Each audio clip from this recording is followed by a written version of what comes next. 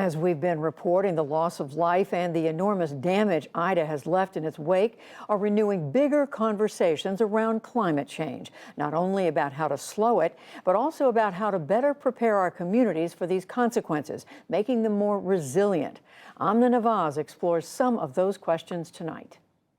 Judy, the past few days alone have seen one biblical-like problem after another. Flooding, a total loss of power and breakdown of the electrical grid, wind destruction, and fires out of control in the West.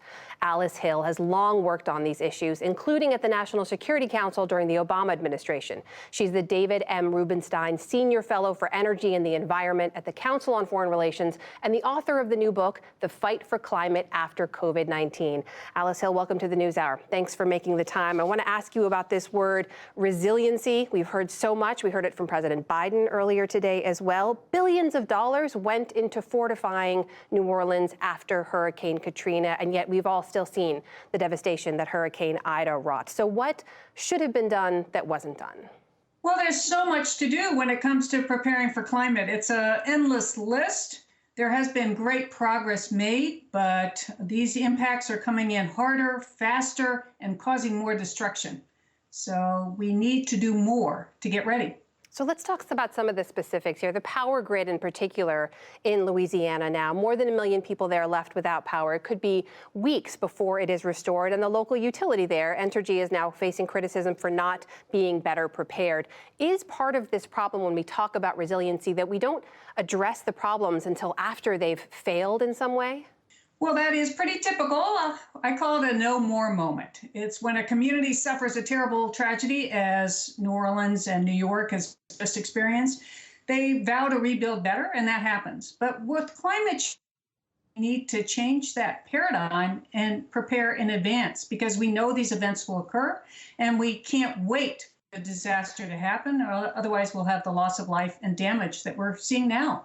And the bigger issue here, too, we see again and again with some of these extreme weather events and their impacts is outdated infrastructure, right? You look at those who lost power in the California wildfires, the Texans who lost power during the deep freeze.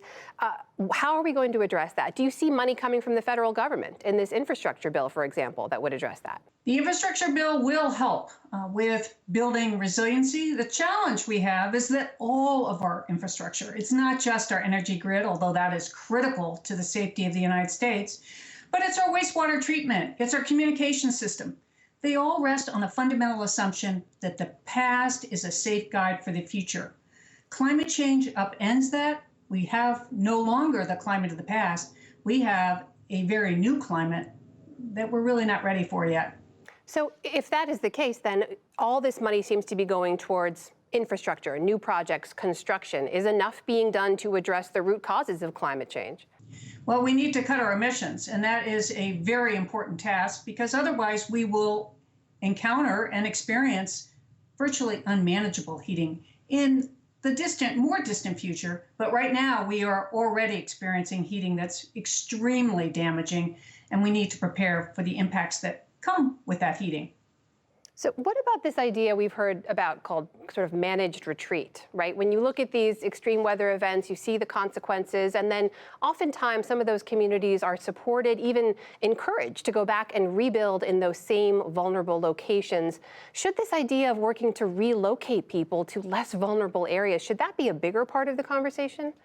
We need to have this very difficult conversation about whether these places are safe to live in. You know, more Americans have moved into areas at risk than areas that are not at risk. I mean, areas that could flood, be burned. And we need to have a dialogue about how that can continue and be able to keep people safe as well as save the buildings. We're just at the beginning of that. And unfortunately, managed retreat has become already a dirty word or a dirty phrase. So we'll have to figure out new terminology to engage Americans with that very important discussion. That one term, though, resilience, is heard a lot now. A lot of officials use it, but I want to bring to you one of the criticisms of that, which is that some people say it's used as a concept basically to avoid tough questions. That say, if you focus on resilience, if you focus on infrastructure and building and fixing the problem, what you're not focusing on is that there are some vulnerable populations that will continue to be disproportionately impacted, and why are they so vulnerable in the first place? I'm speaking largely about communities of color and poorer Americans. Is there some truth to that? Well, certainly resilience is a rather mushy word, and I think that's why we've seen many politicians and others grab onto it, because it means a variety of things to people.